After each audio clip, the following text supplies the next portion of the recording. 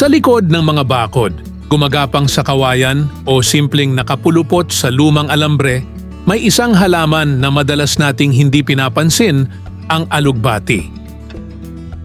Hindi ito kasing sikat ng kamote o kangkong, pero kung pag-uusapan ang sustansya at benepisyo, kayang-kaya nitong makipagsabayan at sa maraming aspeto, mas angat pa.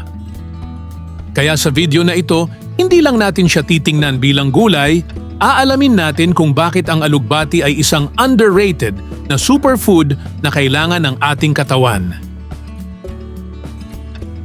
Ang alugbati, na kilala rin bilang Malabar spinach o Indian spinach, ay isang uri ng halamang baging na tumutubo sa mainit na klima, perfect para sa Pilipinas.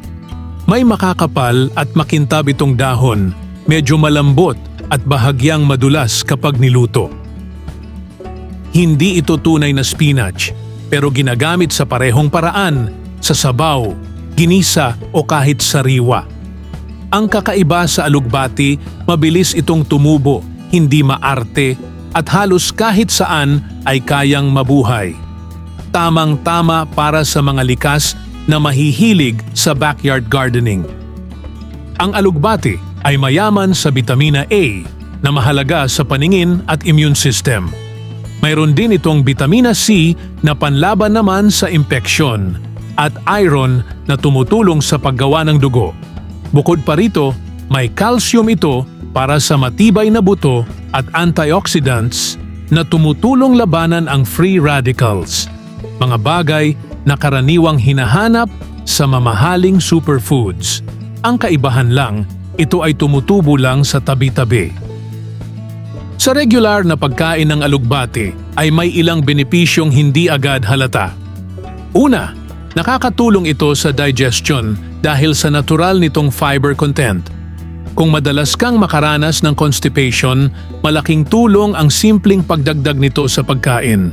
Pangalawa, dahil sa antioxidants nito, nakakatulong itong protektahan ang cells laban sa damage, na konektado sa mas mababang risk ng chronic diseases. May mga pag-aaral din na nagsasabing ang alugbati ay may anti-inflammatory properties. Ibig sabihin, pwede itong makatulong sa mga kondisyon na may kinalaman sa pamamaga ng katawan. Maraming tao ang medyo nagdadalawang isip sa alugbati dahil sa texture nito, yung medyo madulas kapag niluto. Pero ang pagka-slimy nito ay hindi kahinaan, kundi isang advantage. Ito ay dahil sa mucilage, isang substance na nakakatulong sa pagpapadulas ng digestive system. Sa madaling salita, yung texture na iniiwasan ng iba, siya ring nagbibigay ng benepisyo sa tiyan. Magkaiba ang kulay ng alugbati dahil sa iba't ibang variety nito, hindi dahil nagbabago lang ito sa panahon o lupa.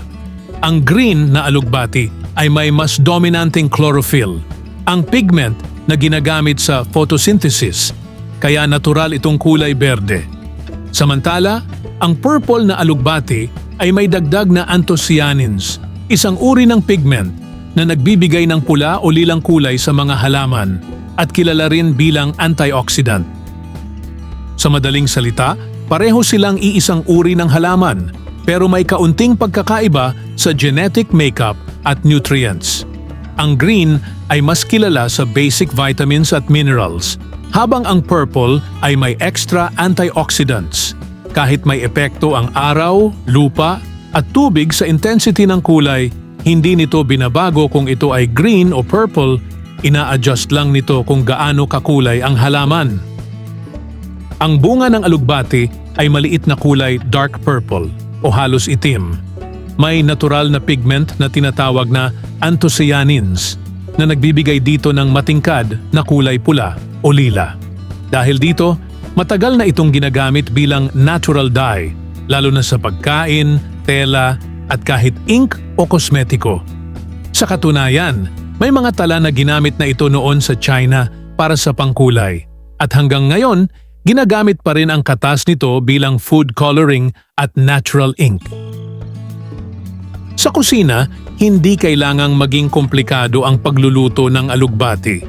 Madalas itong ginagamit sa sinigang, lalo na sa isda o hipon dahil nagbibigay ito ng natural na lapot at dagdag lasa sa sabaw. Pwede rin itong igisa kasama ng bawang at sibuyas o ihalo sa munggo para sa mas masustansyang ulam. Ang sikreto? Huwag itong lutuin ng sobra dahil mabilis itong malanta at mawala ang texture at nutrients.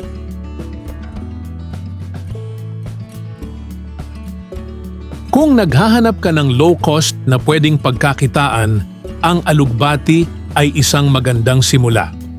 Dahil mabilis itong tumubo at hindi nangangailangan ng maraming maintenance, pwede itong paramihin at ibenta sa palengke o online. Sa panahon ngayon na tumataas ang demand sa healthy at organic na pagkain, ang simpleng halamang ito ay pwedeng maging maliit na negosyo, lalo na kung marunong kang mag-market. Gayunpaman, hindi lahat ay perfect. Kahit healthy ang alugbati, may ilang bagay na dapat tandaan. Dahil may oxalates ito, ang sobrang pagkain ay maaaring hindi ideal para sa mga may history ng kidney stones. Tulad ng ibang pagkain, mahalaga ang balance, hindi kailangang araw-arawin ng sobra, pero sapat lang para makuha ang benepisyo. Sa huli, ang alugbati ay patunay na hindi lahat ng mahal o imported ay mas maganda. Minsan, ang tunay na yaman ay nandyan lang sa paligid, hinihintay lang mapansin. Isang simpleng dahon, pero puno ng sustansya, benepisyo at potensyal. Kaya sa susunod na makakita ka ng alugbati sa bakuran o palengke, baka hindi mo na siya baliwalain dahil ngayon, alam mo na kung gaano siya kahalaga. Kung nagustuhan mo ang bidyong ito, subscribe na at i-click ang notification bell para sa iba pang mga video.